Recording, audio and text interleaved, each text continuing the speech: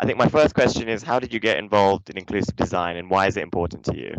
I trained as a designer. I worked as a designer in the basically the communications industry in the early part of my career, and then went into product design and ended up working in this sort of construction industry. So I've gone from all scales of projects in my career. But I wouldn't say I'm into inclusive design. I think inclusive design has been part of my value system as my career has continued. Remember, although I didn't start my career in the 60s, remember activist design and all the issues around feminism, equality, eco design began very much in the 60s, just sort of when I was just about to go to university. So I've always understood the value systems of good design and being a responsible designer. And I think that's why I'm interested in. I approach inclusive design as part of the role of being a good designer and being a responsible designer. So for me, it's part of a value system of being a designer and designing for everyone. First thing I ever did was a guide for the disabled to Wales. And, that made me realize that I'd have to think about not just what you might call the norm, that you have to include a diverse population in the way you think about how you design something. Through my career, I think it's not been just inclusive design, but it's how you think about bringing in all the different dimensions in a design project, and actually using your creativity to embrace all the different dimensions that are going to be the challenge for a particular project, and inclusive design is just one of them. So I think it's just been embedded in the thought and the design process throughout my career. And then as you go into research, you start to realize that there are multiple dimensions you've got to bring to bear. And so inclusive design has always been in all the construction and project process research that I've done. It's always about how do you manage that process, and how do you embed all the key issues, whether it's inclusive design or sustainable design or any other sort of design aspect. I know, I completely agree. I think designers have been thinking about this a lot longer than engineers and major project professionals. I Um, think may have done. I think it depends. It okay. depends whether you have the luxury of being able to do it as a design researcher. If you are employed as a designer, you often don't have that luxury because you're responding to a client's needs, and that client can sometimes be a big corporate who is not got inclusivity at the top of their agenda. So I think that brings us to my next question. So as major project professionals, we're working with clients that are on a range of very mature to very immature. And how do we? So my question is, how do we build business cases with them that support neuro and physically diverse stakeholders? And how do we collect that data in the first place if it doesn't exist?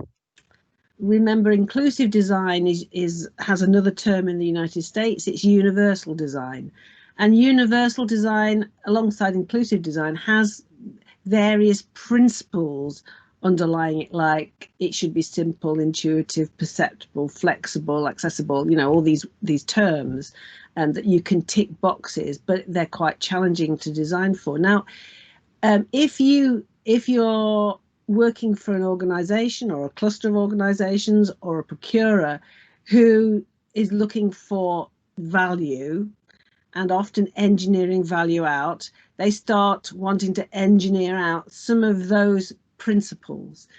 What the business case has got to show is that we have a large and growing market in that space of what you might call neuro or physically diverse stakeholders, whether all through the life course, we have a growing global aging population, but we still have more and more recognition of the various neuro and physically diverse issues that people have.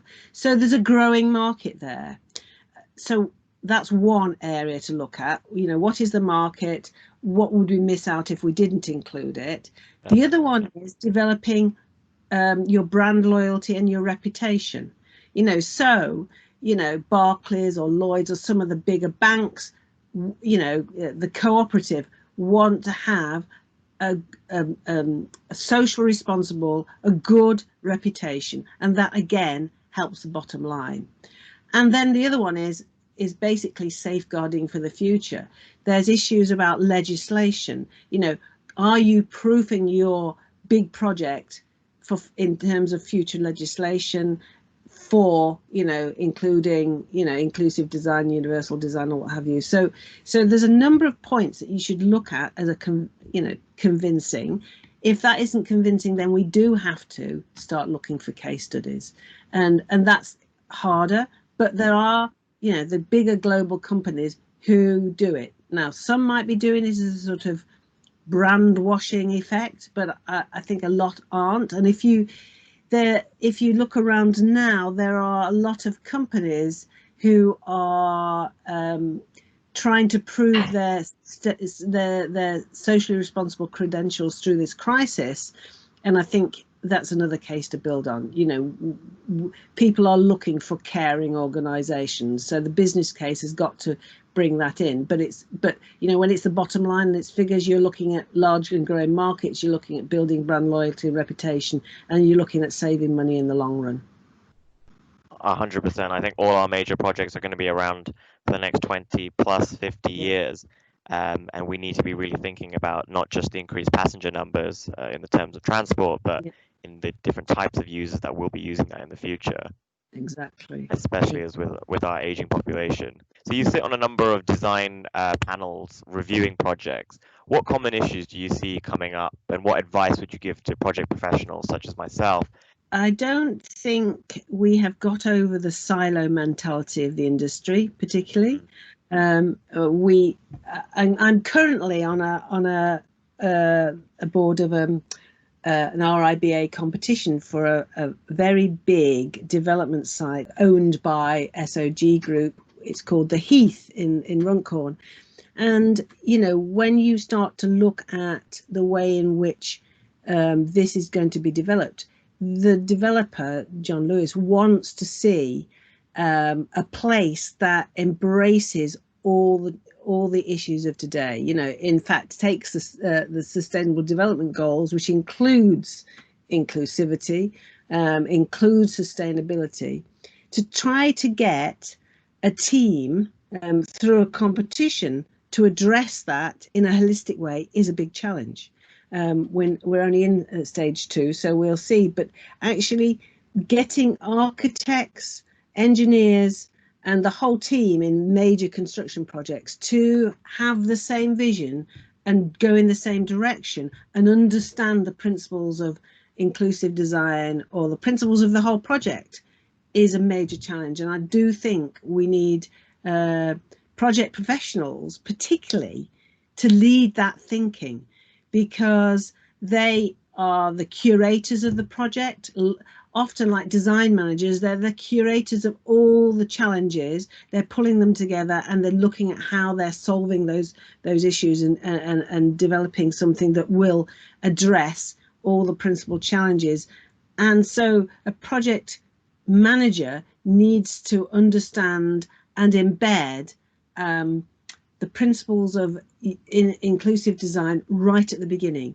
Get all the stakeholders in the project on board, understanding what the aim is, and ensuring that the underlying principles and objectives are not designed out, built out, changed because of through the construction process. They have to, almost the project professional needs to own the sort of the issues and the vision for the project, which include universal design.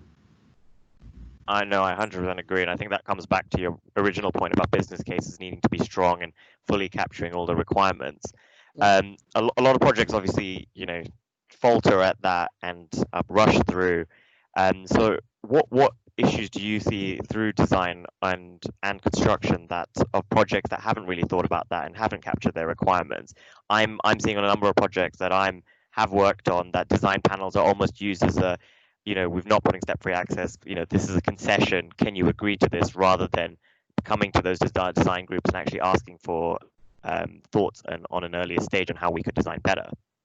Yeah, I mean, the obviously the major issue is if you don't have your key stakeholder on board with this, it's a challenge all the way through. So even if you're a project professional, if the client, the funder, the developer is not on board, and if they're looking right from the beginning to reduce the cost, there's cost and value, isn't there? So, that is always going to be a problem, and that's why the business case or the value system of the project has to be there. Depending on your procurement route, you get a different value system coming in. You get your main contractors suddenly coming in and questioning some of the original designs, trying to take cost out, trying to avoid doing something because it's harder, and that's again, in a sense, why project managers need to ensure that doesn't happen,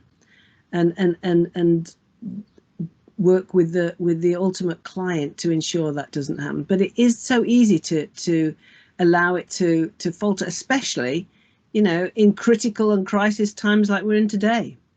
We often forget through the life cycle of a development the original intent.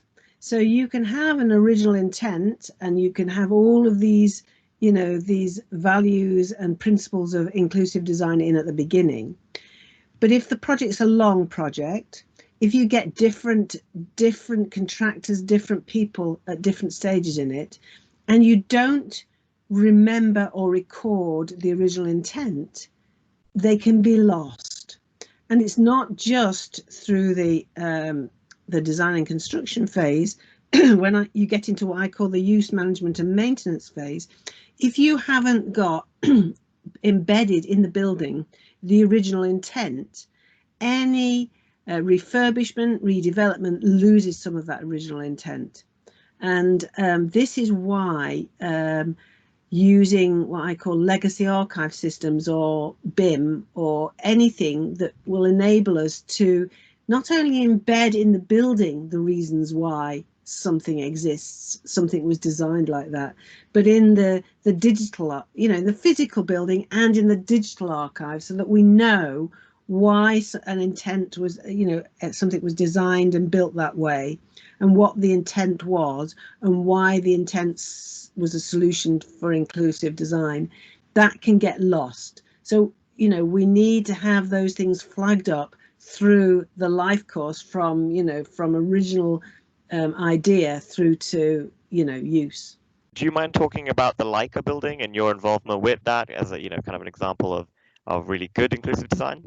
Yeah, so the Lancaster Institute of Contemporary Arts, which I was director of in 2006 to 2012, I had the opportunity to procure a new building for this arts building, and right from the beginning, the university allowed me to be basically the client, and I could work with the architect from day one and the contractors, because it was a partnership, a framework agreement with the university. So we were able to state the case, to listen to the users of the building, but basically to work with the architect to embed all the principles of inclusivity, of sustainability, and we also were able to experiment. So in the end, we were one of the first university buildings to get BREEAM outstanding. Well, we were the first. We were one of the first university buildings to use off-site construction techniques and a timber frame. So and that allowed us to embed inclusivity, accessibility, a lot of wider entrances, all the accessibility, inclusive nature of it, but also to embed in the sustainability issues, with photovoltaics on the roof, grey water recycling,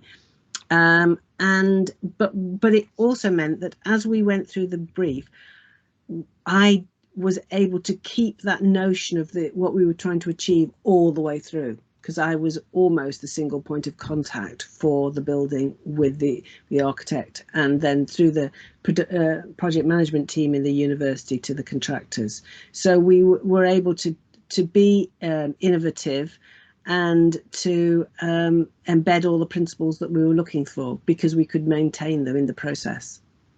That's brilliant. So what was it like going from being a consultant and designer to being a client? Was it a steep learning curve, or were you finally like, oh, these are all the things that's been done wrong before, this is what I'm going to change? Well, the big thing I think for me was I had done a lot of work previously on the process, the construction, design and construction process, actually with BT and BAA and Alfred McAlpine, and I'd looked at the industry and done a lot of work on what the problems were. Interestingly enough, this was in the 1990s, between 1990 and 2003. Done lots of work on the issues in the construction industry, and looked at the process and what decisions we need to make along the process. And one of the key issues was the teams, and building teams and avoiding fragmentation of teams because of the sort of structure of the industry. So my critical thing was to make sure we had frequent and full team meetings from all the representatives on, in the design process and on site. And I think you've got to have that, because otherwise you do start to get this adversarial relationship that is still here today, unfortunately. And adversarial relationships mean you lose some of the values and the principles of what you're trying to achieve. I guess a lot of it talks around sharing benefits. So as a client, if I'm building a more inclusive station, that the benefits for me is more revenue, etc. How do we share those benefits with the architects and the contractors? Sharing financial benefits, that is one issue, but there's sharing brand reputation and benefits, that's another. That the second is in one sense easier but less tangible to evaluate. The first means we have to really look at the way in which projects are financed, and allocation. I mean, if you're a designer in another industry, say you're a product designer, then you can look at joint royalties and things like that. It's less easy in a big major project or a construction site to actually look at the way in which you can financially reward all the parties. But I think somebody has to do some research on that, particularly if we're trying to go back to the whole issue of partnering and working better together. We touched upon it a couple of times, and it is the elephant in the room. So COVID-19, how has it affected your life, and how do you think it is affecting the industry with regards to inclusive design? It's not affected my life other than I do more sitting. But I think the psychological effects for all parts of the community, but particularly people living with different characteristics and different diverse needs. I think there'll be a lot of people who have fear, and fear of moving, fear of traveling, fear of moving around. So I think we're going to have to deal with psychological aspects, but that means that places need to respond to that. When you talk about design against crime, there are all sorts of design tools that you can use to ensure people don't feel vulnerable to crime in the urban environment. You can, instead of putting barriers up, you can put plant Berberis. You can put sort of visual indicators around things, and we have to really think about how we're going to design places to make people feel secure, as the quick response of supermarkets. But I think it's going to have a long-term effect at stations and everywhere else. We will have to look at wayfinding a lot more in places and buildings and public spaces. We will have to look at particularly the development of, I'd say, elderly homes, communities. We will have to look at how people want to live in the future. So it will actually make us think about how we design places in the future and how we retrofit places going forward for both physical access and use, but also psychological. I mean, everybody's talking about green, green space. I mean, Yeah. it's not a new thing. I've been researching on well-being and the environment for 20 years, and but I think some of these things will become more serious in the design portfolio. Something I've been thinking about is, the stations are getting quieter, the buses are getting quieter, and doing a lot of projects with people with dementia and autism. That is what they want. They want quieter spaces, they want less crowded spaces. It's much less sensory overload. Is there a way? Do you think that'll change design as we go forward? Well, that's interesting because yesterday a researcher working with me said there's been some research on certain types of sounds that help people relax, and certain sensations in spaces that help people relax. And I think there will be more work on sensory awareness spaces. I'm building on what I was saying before. The use of our senses, how a place makes you feel. Often people in the design and construction phase, I mean, architects do to a degree, but how do certain materials make you feel? What's the size of spaces? I've done a lot of work on density. What is the best density, of trees, of cars, of anything. It'll change our thinking. We'll be changing the way we think about the sensory perception of people and the psychological perception of people in spaces, in train stations. What do you need in these big interchanges? If you think about St Pancras or the new Euston, the whole idea around interchanges were that they were busy, they were active, they were basically commercial, and same with airports. You were walking through a shop, Yeah. So how will we need to change that? We still need the commercial aspect. We still need the rent from this. We still need the multiples coming in, but we may also need to design it so that it is less taxing on our psychology and our physical well-being. And thinking about that just from retrofitting now, in terms of going to St Pancras to get on the Eurostar, you've got to walk through masses of people. Will we change routing? Will we give people places to if you used to go to the old Euston to try and find the quiet waiting room, it was tucked behind because it was too small, behind everything else. So there's really going to be some thinking about these places. Yeah, I think a lot of people are going to return to work and really question why is this so loud, and really miss these times where we had a bit more time for peace and well-being. And Yeah. I think there'll be a sort of reflection list of what was good and what was bad about COVID, and what we need. Even the fact that people have looked on at places in Italy where a lot of people live in apartments, but they've all got balconies and they can all wave and talk to each other. Do we, in elderly care now, do we, or even residential settings, do we need more balconies, more spaces? So for instance, in London, you've got lots of gardens in some of the squares that are owned by the buildings in the square, and you can't get into those gardens. And partly because Victorian times they were thinking about transmission of infection, and so they were public gardens, but they were public for so many people. Will that happen again? Will there be? And this is another problem. Where will equity come in? Will we get more privatization of spaces and inequity in these places? If you think about first class and second class, first class, you have more space on the train. You can even go to a first class lounge. Maybe Mm. we need more lounges where people can go and feel more secure.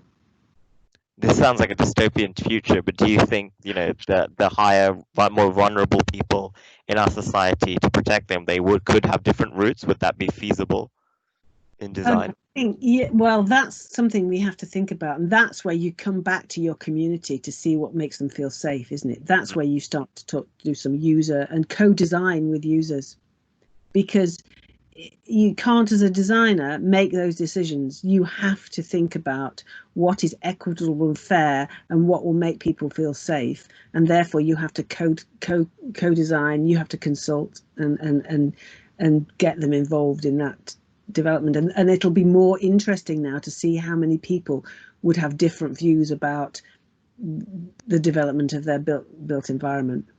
Definitely. So, for example, supermarkets are opening an hour early for, Yeah. the elderly. Could that happen? It's crazy to think, could that happen for stations or Yeah. other spaces? Different parts of the stations for different groups, or could you have different parts of the train? There's all sorts of, do we want segmentation? That it will be a big question. Because I guess that's against the inclusiveness Exactly. of Exactly. you So want how everyone to be design, able to access. exactly, so how can you design in a universal way that will support everybody post COVID? How do you do, it's almost creativity in a crisis, but how do you design universally for everyone post COVID will be the next big challenge.